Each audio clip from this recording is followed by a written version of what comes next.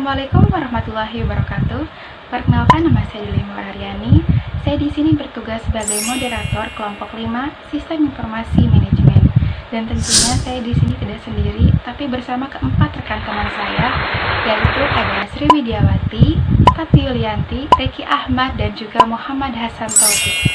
Untuk itu jangan berlama-lama, kita langsung aja ke materi pertama, yaitu mengenai pengembangan sistem informasi manajemen di PT Fresh'n Flag Indonesia. Profil perusahaan PT Fresh'n Flag Indonesia. Perusahaan PT Fresh'n Flag Indonesia berdiri pada tahun 1971 dan perusahaan ini bergerak di bidang industri perdagangan, yaitu menjual susu yang selanjutnya akan dikirim ke produsen-produsen dari tangan ke tangan. Penerapan sistem informasi Prisma pada PT Fresh'n Flag Indonesia.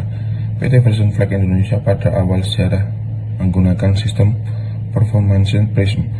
Model ini pertama kali diperkenalkan oleh Nelliot Al dan merupakan kritik terhadap pendekatan BSC dalam pembangkitan KPI yang berdasarkan strategi.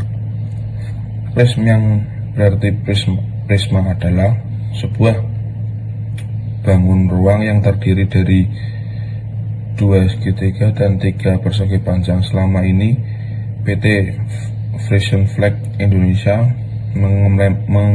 mengimplementasikan Prism sebagai sistem back office, alur proses dan kerja dari sistem Prism. Pada Volcat sistem Prism mempunyai 5 perspektif, yaitu antara lain seperti stakeholder satisfaction, strategi, proses, dan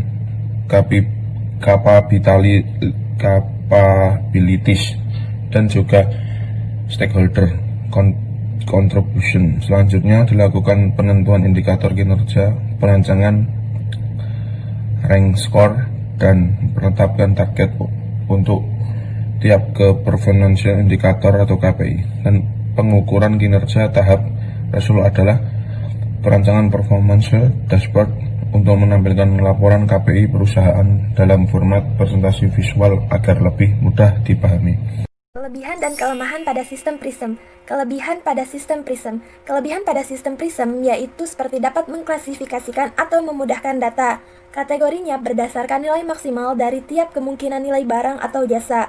Misal, didapat dari banyak data dan tiap kategori dibagi dengan banyak data keseluruhan. Jika suatu mendapatkan nilai maksimal, maka semua nilai maksimal tiap produk, barang, atau jasa akan dikombinasikan. Hasil kombinasi inilah yang akan dijadikan rule. Mengganti sistem Prism ke SAP. Sistem ini menjalankan satu database untuk memungkinkan banyak departemen untuk berbagai informasi dan berkomunikasi satu sama lain.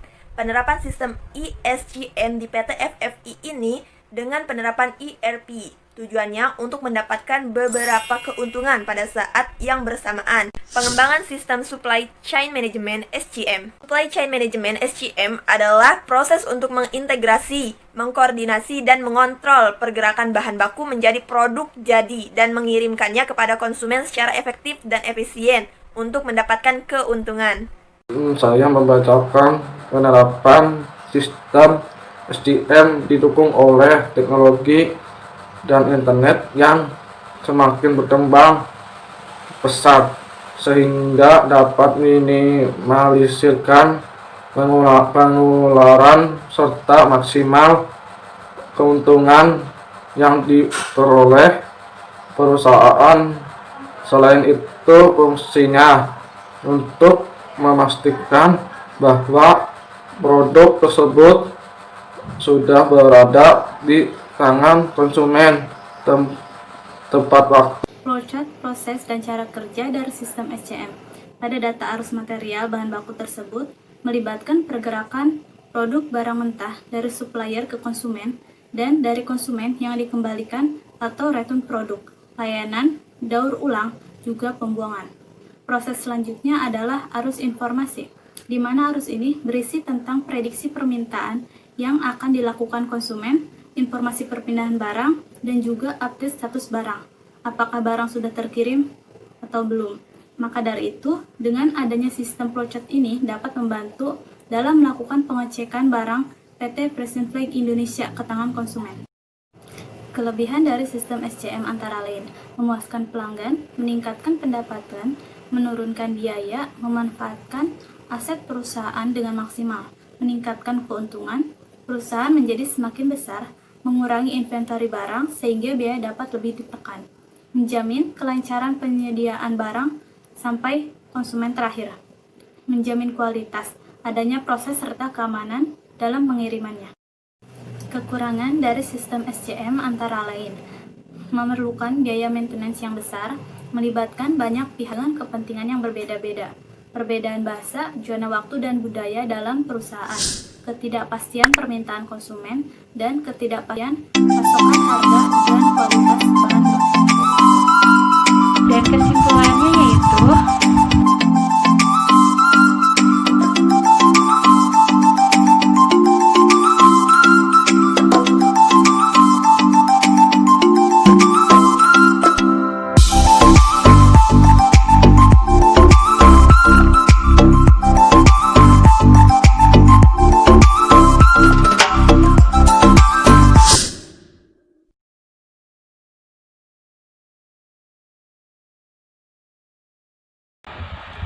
akhir kata dari kami, kurang lebihnya mohon maaf. Wassalamualaikum